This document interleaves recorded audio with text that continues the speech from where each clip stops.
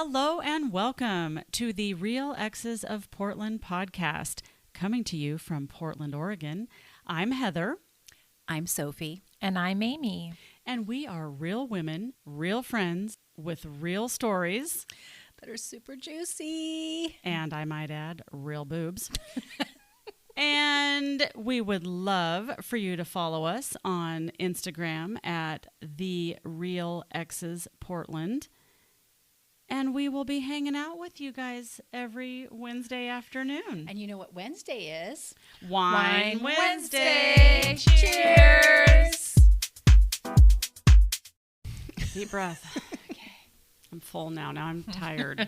We should not have ate that much food. Shit. All right, we're on, All ladies. right, well, here we are. Well, hey, everybody. Welcome back to the Real Exes of Portland podcast. We're so happy that you've joined us again with all of our craziness from week to week and all of the weird stuff we talk about. But so good. That's just called life. That's right. Oh, my gosh. And boy, is it ever happening now. I swear. Wow. I'm tongue-tied. Sofie, I don't know. I don't know. I can't even talk I know. either. See, this is what happens in this midlife. Middle of life. Midlife, yes. We're just can't even sort out our thoughts. I know. I don't know. I might be in the wrong business. Where are we going? Oh, my Lord. So I think, I don't know. I don't have a lot of fluff to talk about today. A lot of times we have some fluff talk before we get started, but I think today is one of those days. Okay, truth be told, we just ate a shit ton of food, okay?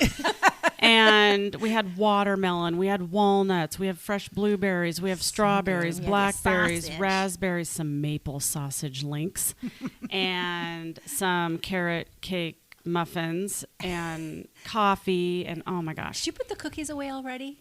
She she cleaned up everything. I moved the cookies. Oh. So royal. I'll get them. And then we have some lemon cookies. Okay. There was a podcast that we posted just not too long ago, and I could hear someone chewing. That's probably me. It was her. Yeah, it was Heather. Oh, yeah. Actually, I heard that. I did hear that. Whoops. I'll need to move my face away from the microphone next time I want to chew. It wasn't that bad. I wasn't I like... think you were actually chewing from like this far. Oh, no. Okay, now we know how sensitive these mics are. Well, good thing. And right now I'm about to have it in my mouth, so... Well, you always have something in your mouth. Oh. It's not a pube. It's I know, right? Oh, God. She's pulling out. I always have to floss my teeth. I got a fork right here just in case today. Oh my God, we're so weird. So prepared. Yes, we're so prepared.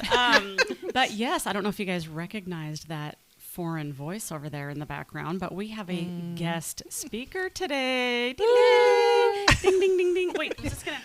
No, that's my water bottle. Wrong ding. I do like the. That's pretty good. Okay, so anyway, we would like to introduce. Well, actually, I'm going to let Amy do the introduction because this is someone that she's introducing us to too. As my eyes get really big. Where are we going to go on this one? Exactly. Where could we go with this one? So long ago. So I am introducing my friend Audre. I have known Audre for so many years. 25? Mm-hmm. Yeah. At least 25, I feel like. It would be 97 that I came to Tualatin. Oh, yeah. So about 25 years. Yeah. 20. Yeah. Can you believe it's been, it gives me I chills know. that it's been that long. It's been a long time. Yeah. Did you guys go to school together? Mm-mm. No, we went to the same church, college group church. Yeah. Yeah. Where we met a lot of people and end up our ex-spouses were the closest of friends at that time. There were 3 of them, and one is still happily married to his spouse. And so it was like the 6 of us were constantly doing things. Mm-hmm. Yeah. Like getting together, doing all the fun stuff. I don't necessarily know always dating, but we were friends for sure. Yeah. Through a part of it. Yeah, I was late on the scene. Yeah, that's Yeah, true. I was late on the scene, and so it was a little bit different, like, experience for me, because I was just getting swept up in being the new person, and a lot of people had known each other for a really long time, and so it was a time of transition as well, because I was also going back to school. I had transitioned from leaving one school and I was going to another, and so I was trying to make connections at the same time. And she was very, very bubbly and very, very social. Yeah. Well, then you fit right in. That sounds great. Yeah, I did. Yeah. But it's a lot different than I was back then. Yeah. Yeah. So. But it's, you're all just living in the moment. Yeah, exactly. So. I need to learn how to do that better. Living in the moment. Speaking of. Well, you're here. We can start today. No, I'm always worried about what happened in the past and worrying about what I'm going to do tomorrow and what I have to do later today. Of and course. Check, get this done, this done, instead of like enjoying. Yeah. So. Savoring the moment. That's such a hard thing, right? To be in the moment of it. Yeah. Totally get it. But right now, today, it's your moment. We're here. Audrey is in the spotlight. So Audrey does some awesome things for her business, and who she is today is different than the young woman I met so many years ago. So we definitely would like to hear about what you offer in today, but I do know that what you're doing as your business and how you treat yourself and your family and your life is different than back in the day. So could you 100% share some pieces from how you got from kind of point A to point B now? Yeah. And thank you for being, I'm so glad to be here. Like, it is such an honor to be here, to get to spend like moments just connecting with each of you, and for you just to open up your home. And it's an honor. So I just noticed that and take that in. And so thank you. Well, you're so welcome. much. Thank you for coming. Yes. So to share a little bit about my story, I guess we could start 25 years back, but that just kind of feels like a lot. Yeah. And so the only thing I'll say about what I have always done is I've always walked alongside people. That is I've always been a friend to anyone and everyone. Yeah. I easily get along with people and connect with people. But I did that from a place that needed really to like find my identity in other people. And so I would say back then, I become really burdened by other people. But in my faith, that was the thing to do. That was the right thing to do, is to be selfless and to show up that way. And so I found a way to cope and be in that moment. But then, let's see, 17 years later, because I got married to the friends that we, to the friend that of Amy's at that time, and my life, I ended up having 2 kids, and I was going in a path that to some degree looked like it was really great on the outside. It was awesome. Had all the things. I was super busy, super plugged into church, doing what I thought was the right things and great. And then my world got turned upside down. And that was my marriage just basically taking a long time to come to a very stark end. And How long were you married, just out of curiosity? I was married for, it took us 2 years from the time we started talking about it to actually completing it. So it's kind of weird to kind of think like, how long were we married? We were married 16 years. Wow. From the time that we actually divorced. And so, actually, no, that's wrong. It was almost 17 and a half. Sorry. I know all the numbers. Right. Going back to a brain that doesn't always think so well. Yeah, and I only think the only way I know math, I have to do the math. I don't remember the actual number. It's always I have to think back to the year. Right. Yeah. I do that for my kids' age too, which is so crazy. I'm like, what year were they born? And then I do the math. Yeah. Just for fun. Yeah. Yeah, It keeps you on your toes. There you Keeps go. you on your toes. People are like, why is that taking you so long? I'm like, well. Let me think here. Yeah, so 17 and a half years and my career, I had really focused on a different career and so many things were transitioning. And so that went upside down. I had transitioned out of the career that I knew, which had been very driven towards management and going in corporate America, to now I started working for a church and thought that I was going into ministry. And that's how I transitioned. And then basically 6 months after my divorce, that got turned upside down and I lost my job due to budget cuts at a church. Oh, wow. So I was a single mom of 2 at a church that let me go, and that I had to go Well, that through doesn't sound like a very churchy thing to do.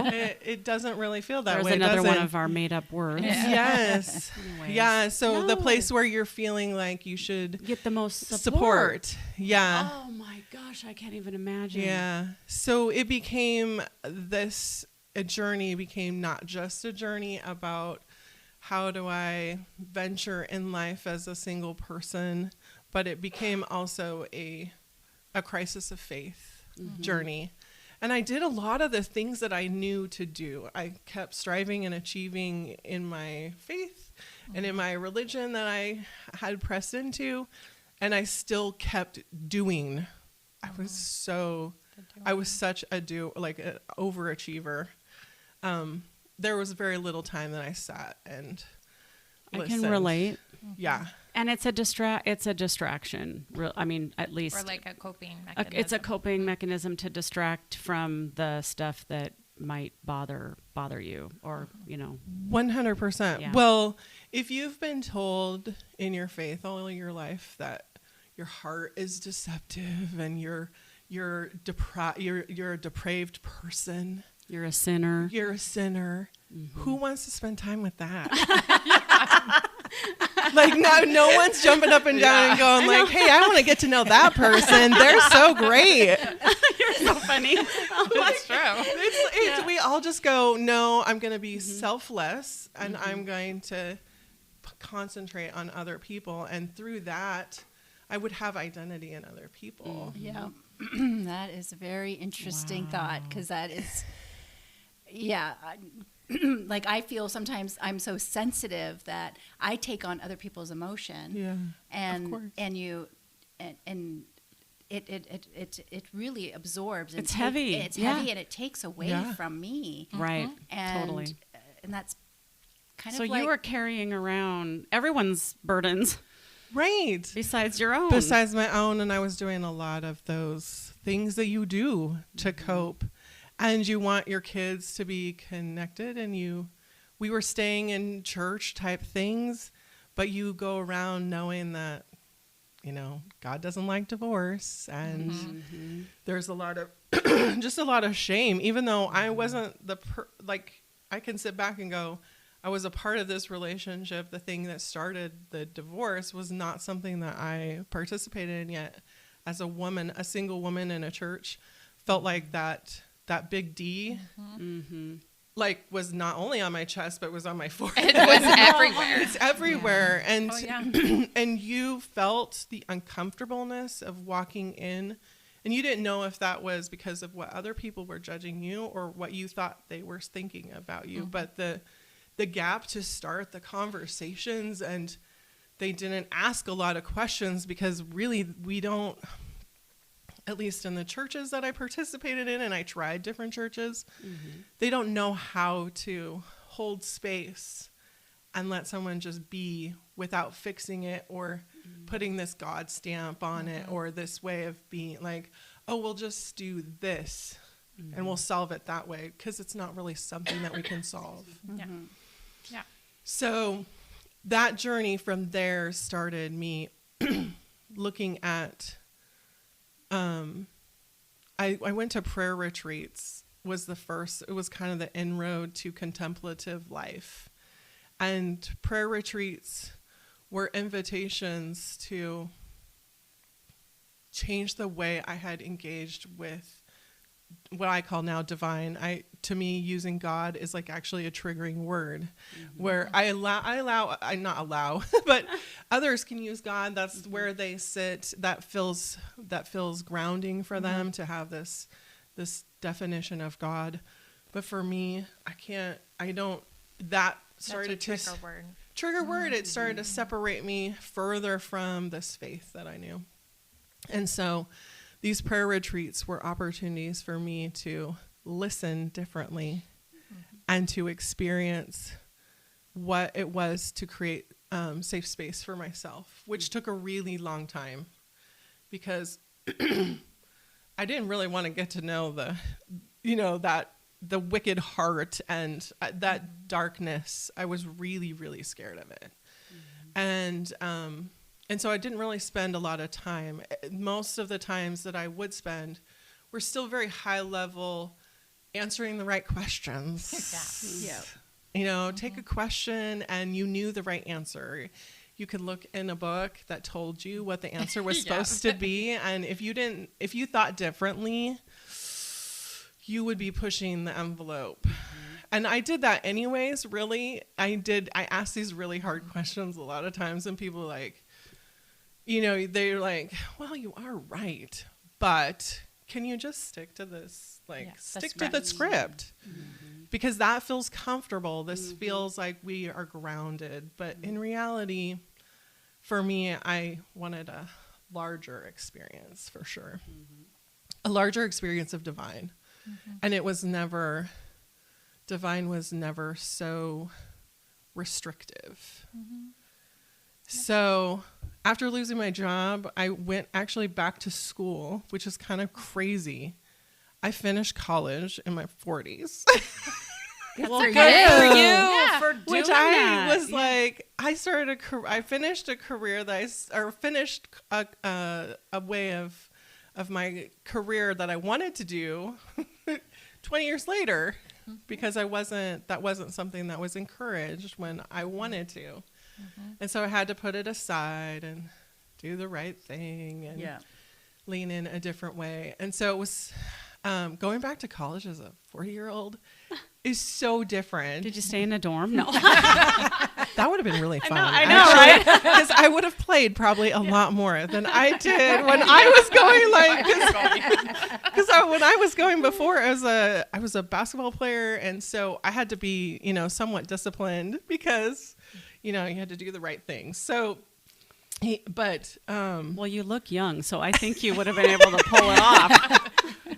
that would have been really, really fun. But I did it online and to finish my degree. But what was interesting about it was still asking a lot of certain questions and only wanting the right answer. And I was always butting up about my experience because I did finish a degree in biblical and theological studies. So that's where I was at in the moment.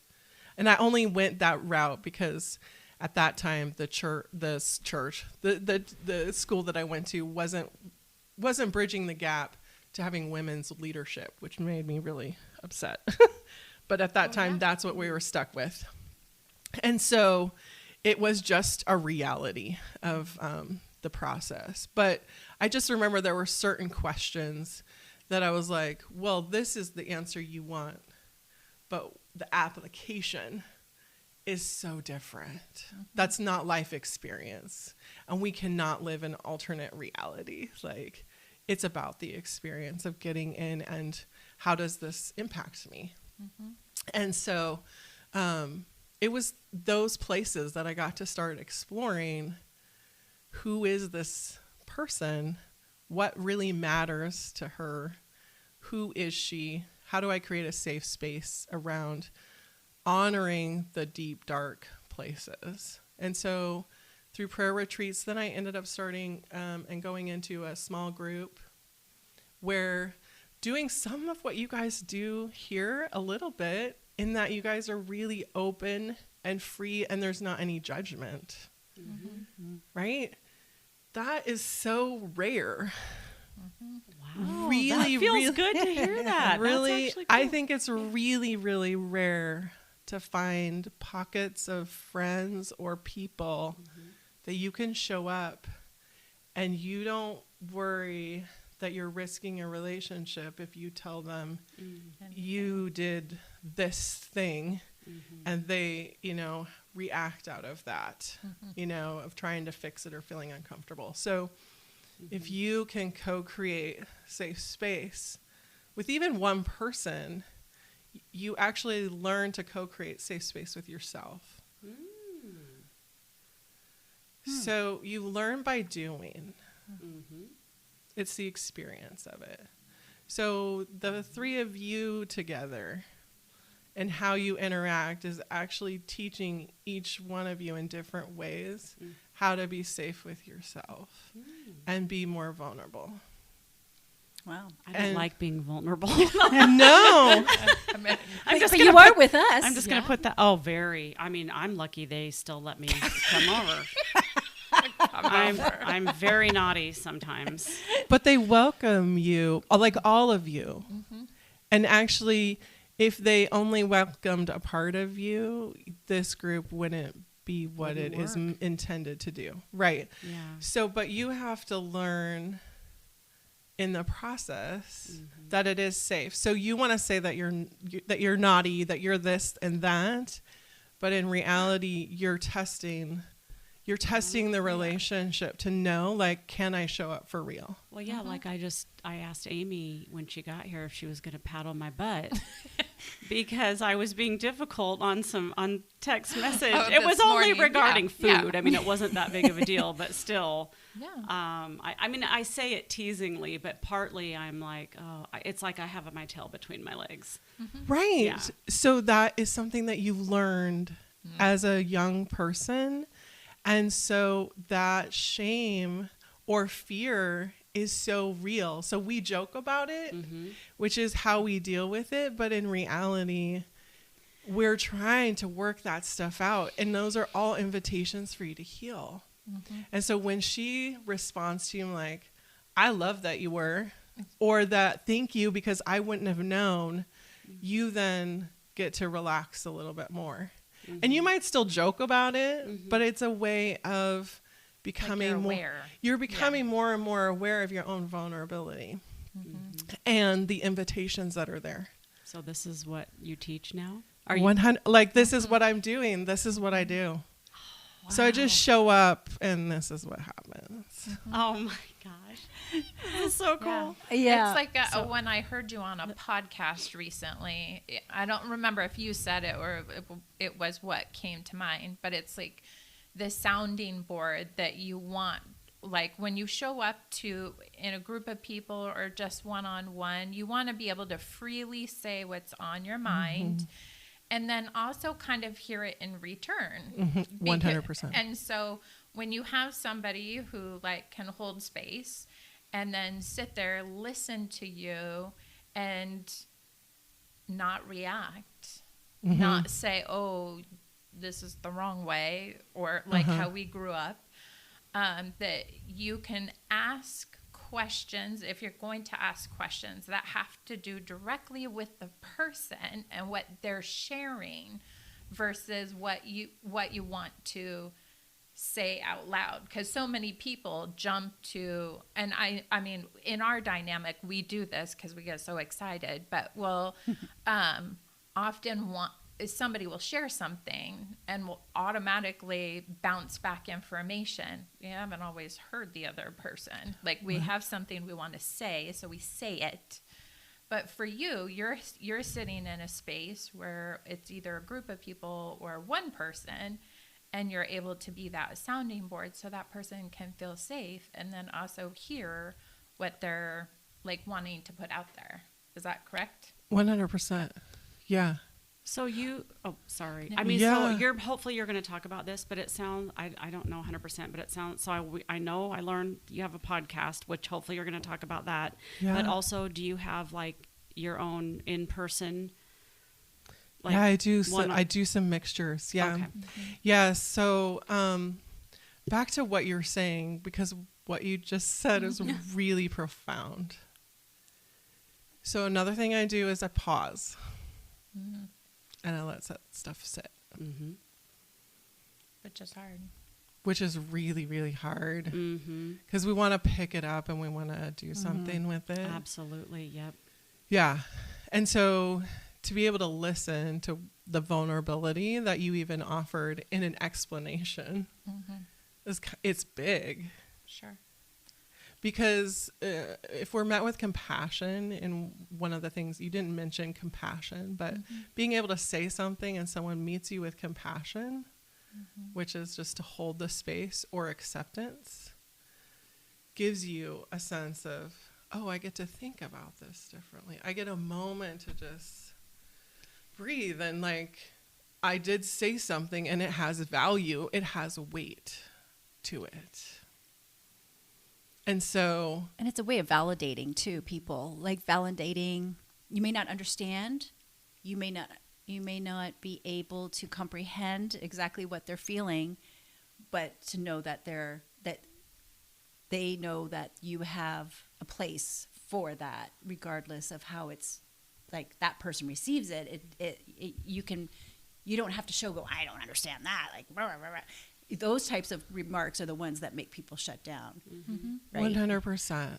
Yeah. So I want to share a story about that because it was so eye-opening to me. Was I realized in a moment with my daughter, who has a hard time sometimes communicating what's going on for herself, and in some ways will not share anything, because I was so desperately wanting to understand. I kept asking more questions.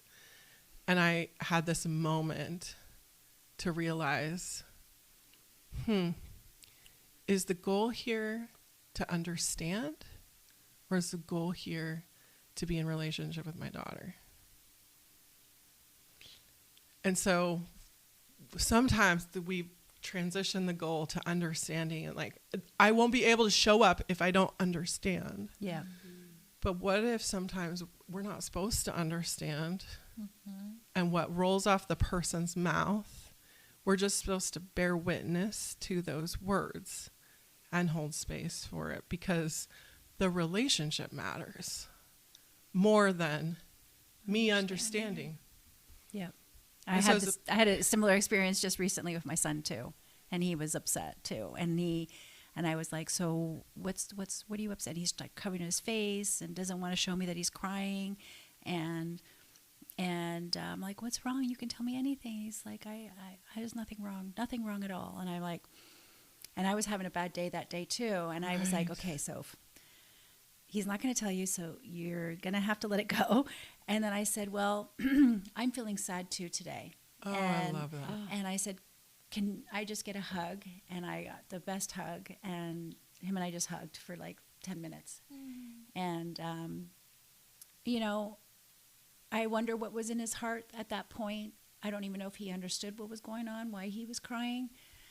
But I know I was having a bad day too. So I just said, you know what? We're both just having a bad day. So.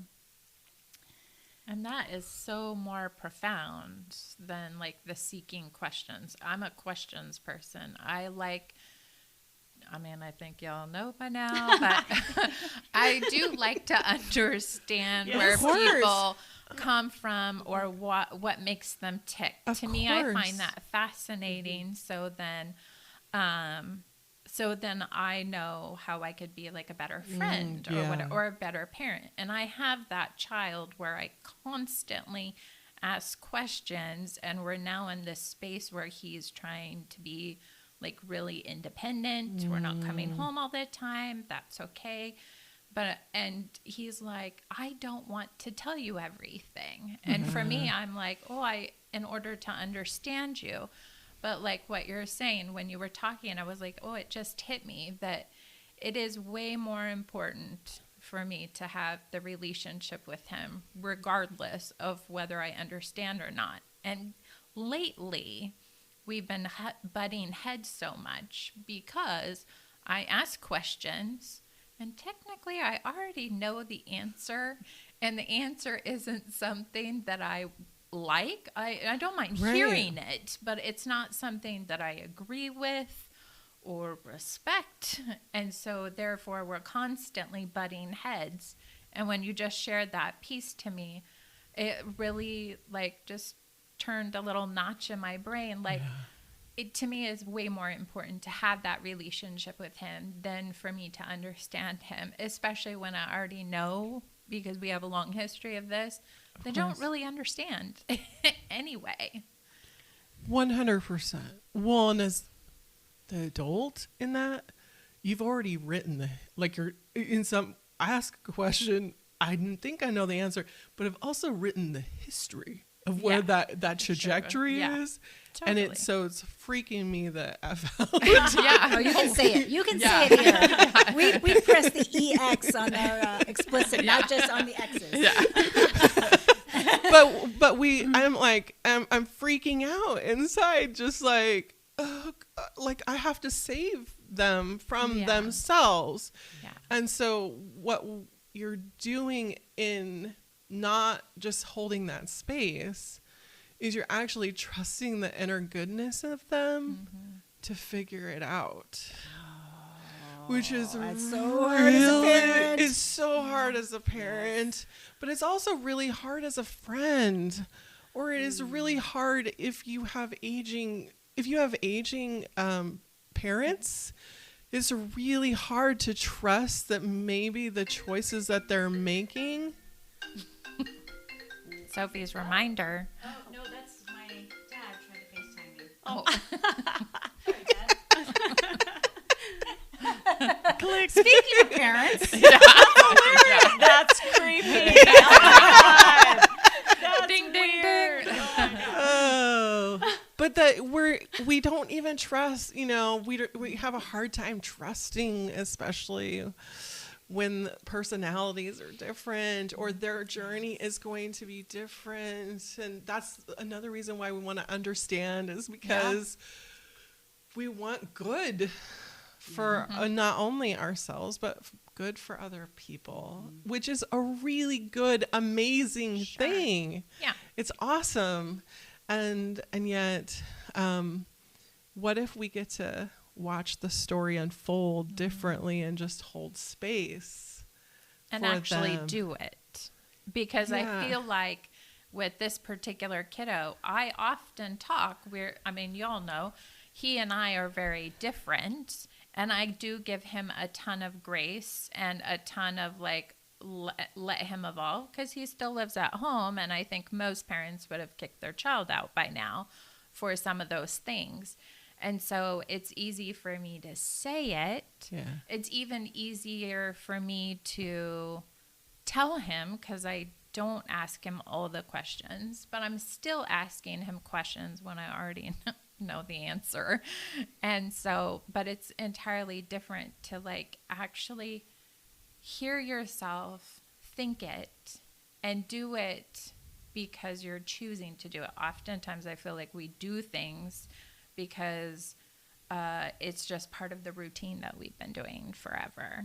And so we don't necessarily think about it. Yeah. And so there's always a dance. There's always a is. coordination sometimes with the way you deal with certain people. Yeah. And you go, you're the lead on one dance, and then another one you're you're the partner or whatever. Yeah, it's just it's I think it's those relationships with individual people can always be dynamically different on the way. And it brings up a lot of different things for different people. Like you can see kids how they are with their parents, and then the kid comes to your house without their parents, and then you have this totally other kind of kid, and it's just like, wow, or you see some of that too. Like you just see the dynamics, and then you're like, that poor kid just wants more attention. That's what that kid wants. Right. And is that a bad Acceptance. thing? It's really actually acceptance, a sense of belonging, like really good needs that are getting unmet in different ways. And so that was another, like, behavior is actually a form of communication, not as a form of an inconvenience or something that that I would have to do. So it's those things are so hard to hold space for a lot of times because, well, I mean, I have an agenda. Like, I only have so much time. And so having the space to have these what we would consider inconvenient in America, I think it's inconvenient to hold space, and it's inconvenient to, lose our shit. And pause. And pause. Because when I listened to you on the podcast, the one that you were just a guest in, and then I will say, because I'm human, I will share here that I actually was kind of annoyed with the pause. But now that I think about it, I was even driving here thinking, especially if you're ADD or ADHD, a pause can be a long time. And so in some of the pauses in the podcast, I was annoyed because my brain doesn't work that way. But as I was processing coming here, the pause is important because the pause is reflection. The pause is a million different things. It's acceptance. It's hearing somebody, and we all want to. We all know all these noises. That's my alarm to drink water. Let me go ahead and drink a sip. Sorry. We want to hold these pauses for the people that are important to us, or for us, it's also the new people that we're encouraging to come to our events, to be a part of our storyline. And in that, we're constantly rush, go, go, go. A pause for someone like my ADD brain, a pause is 3 seconds or 5 seconds. Yeah. It's not more than that. But in your podcast, it is more than that. And we need, those of us who have these quick brains, need to realize that you can only do so much reflection in 3 seconds as you can in 30 seconds. And really, the 30 seconds isn't bad. I mean, if you could take 30 extra seconds of laying in your bed with your eyes closed, that seems pretty awesome for me. But in my normal world, it's 3 to 5 seconds. 100%. So what's interesting is that when I first went to this small group and we started doing contemplative practice, and we did a welcome, where we arrive, and that was a breathing, and I'm starting on something. That first time was agonizing because I'm just what am I supposed to do in this time period? Where am I supposed to go? And thankfully she guided us to kind of these are the things that are going to help you clear your mind. That process has these pauses. I didn't have that much when you first met me. Sure. And what's profound about that podcast, if you go back and listen to it, she kept the pauses in. She could have edited. I was thinking, actually, because I do the editing, I'm okay, because I delete the pauses. She kept the pauses in, and one of the pauses, I actually explained why I didn't say something, because I was holding how heavy what she had asked me. I wanted what she had said to have weight. And so what's interesting is for you to be annoyed with it.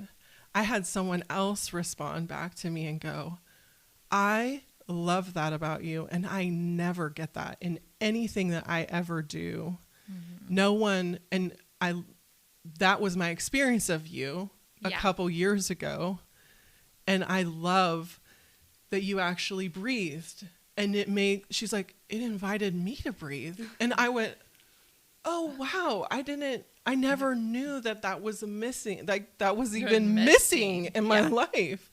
And so it's been interesting to get on social media or to enter into podcasts where I'm a person that really does think about what I'm going to say. Yeah.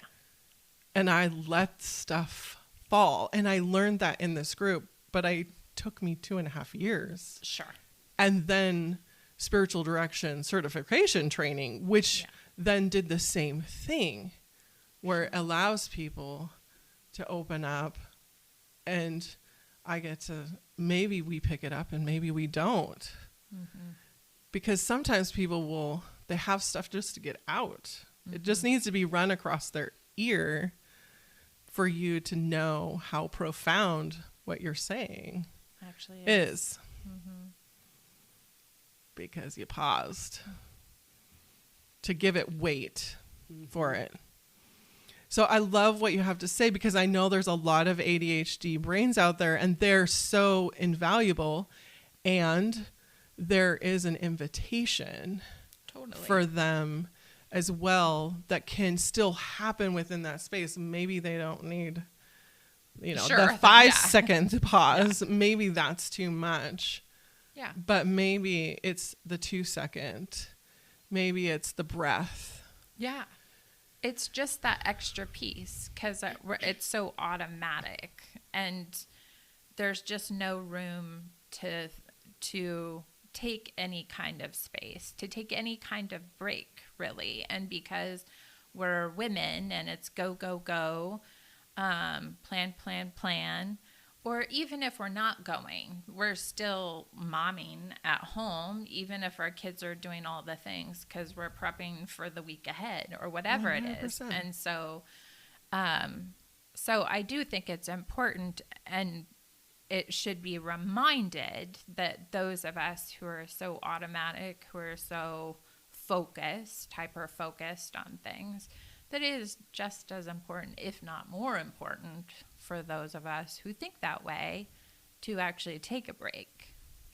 Yeah. And so what is self-care for you that actually is taking a break, and not necessarily what is prescribed self-care? Sure. So, and I'm not belittling pedicures and getting your nails done or getting your hair done as self-care. But sure. it might nourish you in one way, but it doesn't actually reach your heart or your soul mm-hmm. to where you go, mm-hmm. oh, I breathed today. Like, I wonder if your care, Sofie, for your plants is a way that you actually pause to breathe. I look outside. I look at my plants. I love looking at them every single day. I spray them, even though if they don't need to be sprayed. Right. But I love, and I'm like, oh, there's a new bud. I see a flower.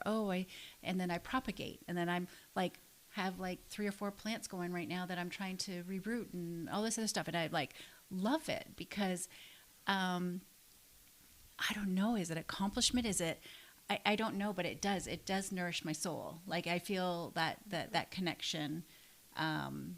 I see that. I can relate. Yeah. And I know you do that. I go out in my yard and my garden, and every single day, I mean, even though I might have looked at it the day before, I just walk around and I see what's grown, and maybe I deadhead, I water, I look to see how much my zucchini's grown, I look to see if I have any new green beans or whatever. Yeah. And you're the woman that used to help your client. You have her plant.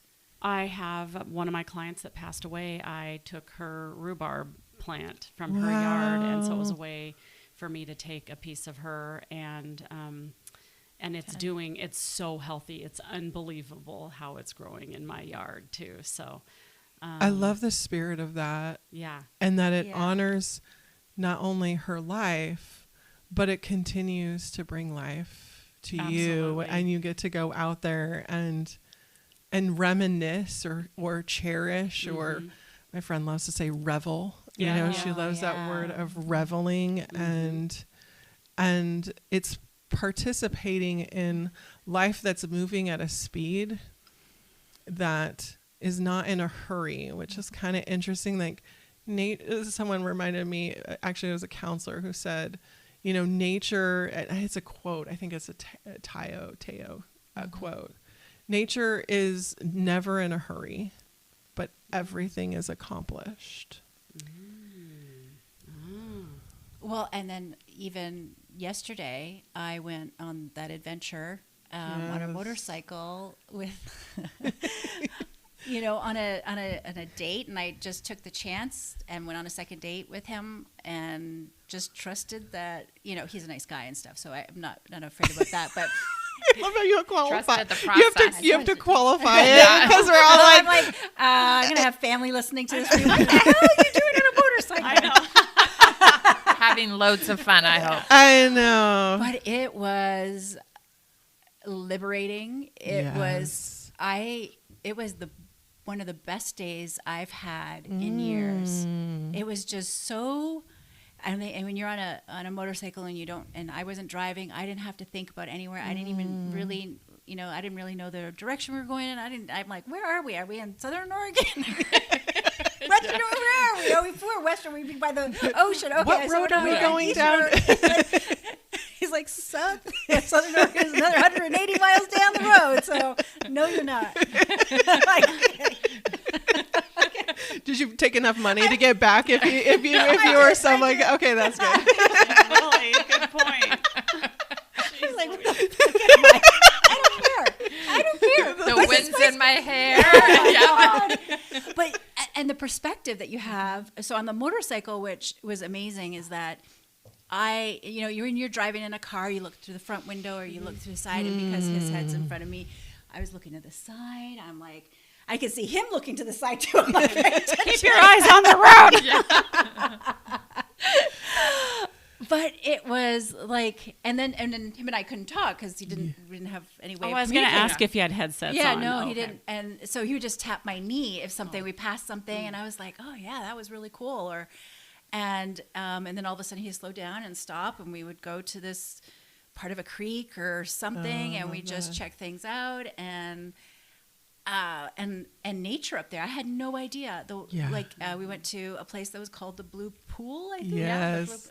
And So it amazing. was unbelievable, the color. You would think you were in the ocean, like in the Caribbean somewhere where the water is like that aquatic Green. Aquamarine or whatever. green, Yeah. like Yeah, that.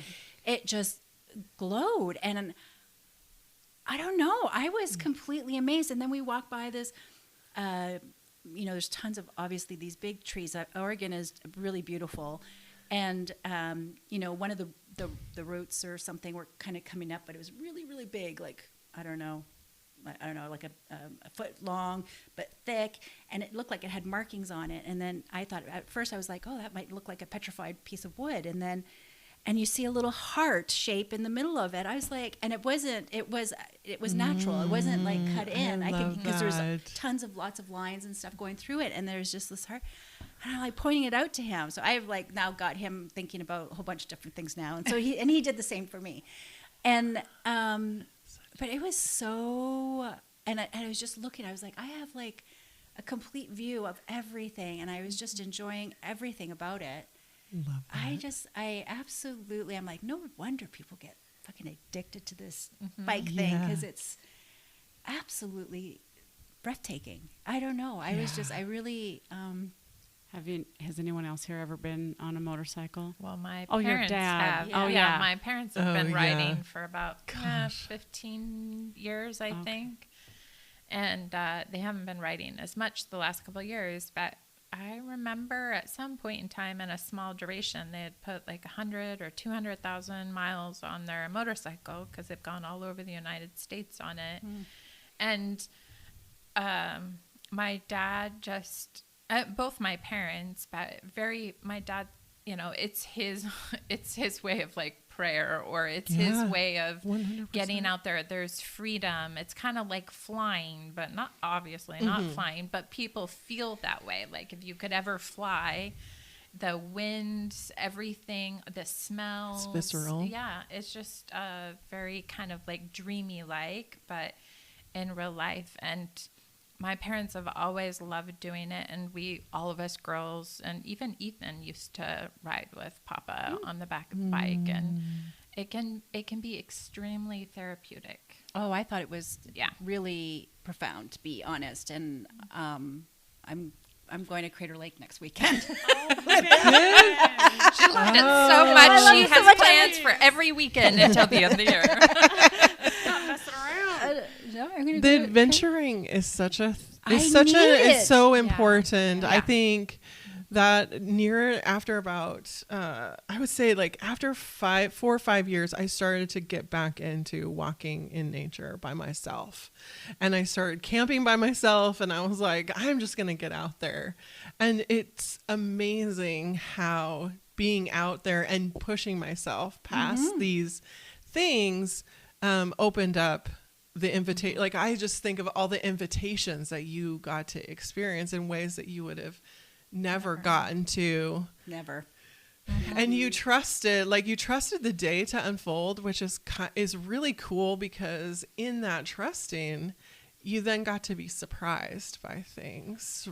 It was definitely the best date I've ever been on. Yeah. Best date, hands down. Because it was just, he,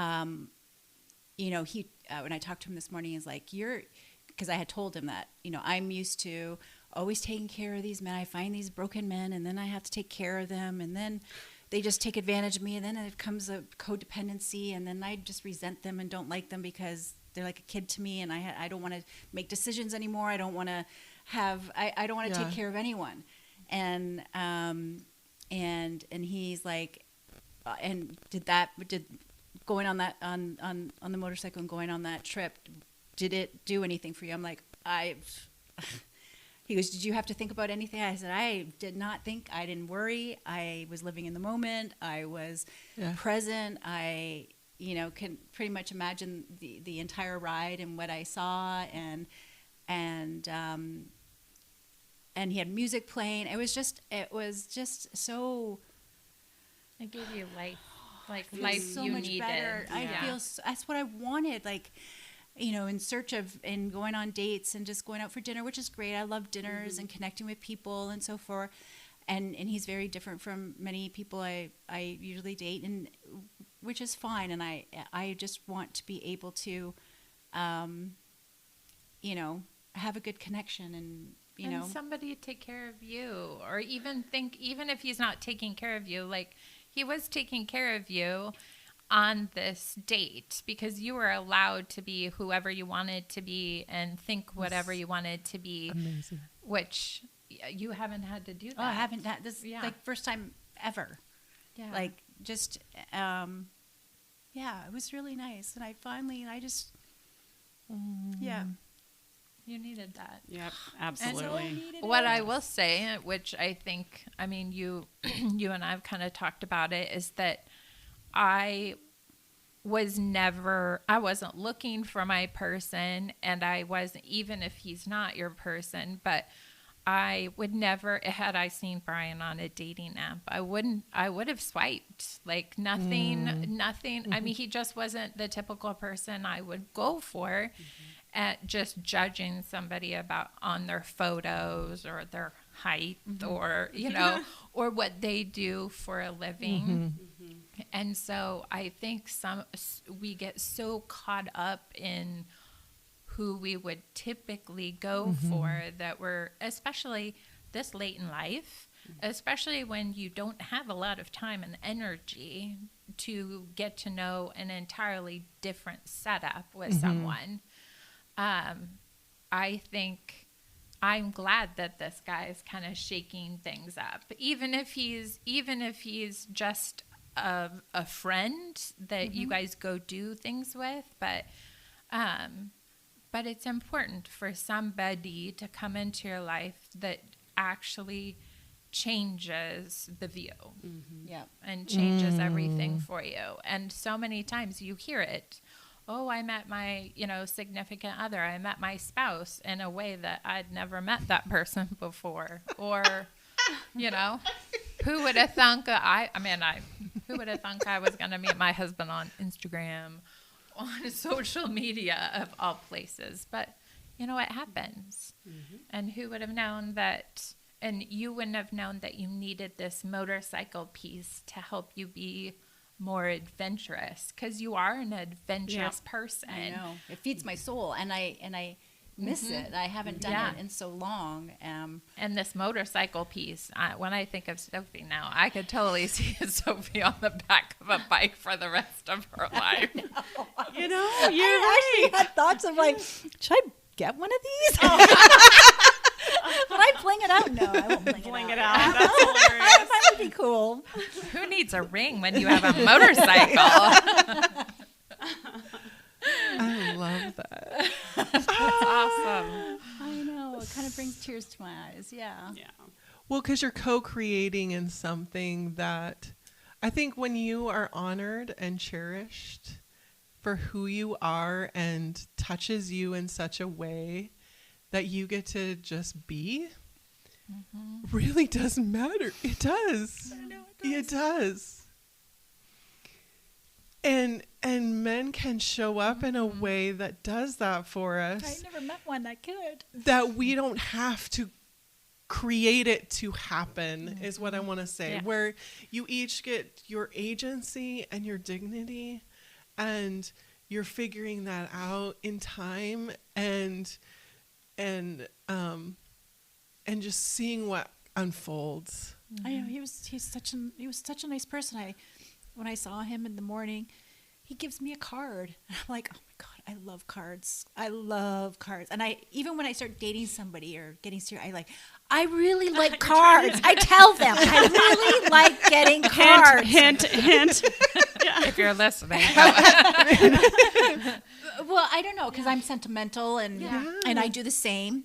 Words And matter. Words matter. And he just got me this really pretty card, and it was like, it says, I'm just thankful. And he just said, thank you for sharing this day with me and this adventure and trusting me with, and I'm like, oh my God, who does this? Good guys. I think grateful men are really important to have in our lives, and I think they're fewer and far between.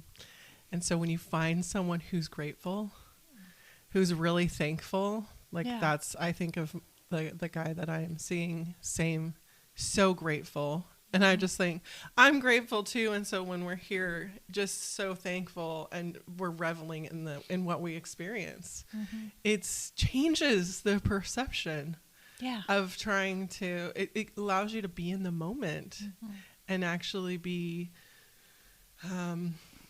you get to resonate with the moment instead of trying to plan ahead to make the moment happen, so to speak. Yeah. That you get to see it unfold in real time.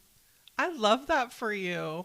I was unexpected. I mean, just for the moment, just to even taste it, whether, like Amy said, whether it goes on from here, but to have a moment of tasting and to experience it is pretty darn cool. And now you know, if this is something you like, it is either something that you can continue to do or investigate, whether it's just yourself or maybe going into the future, you add that into your profile or just know that. But it is I mean, now that I think about it and now that you're talking about, I'm like, seriously, I could totally see Sofie as a biker babe for the rest of her. Yeah, totally.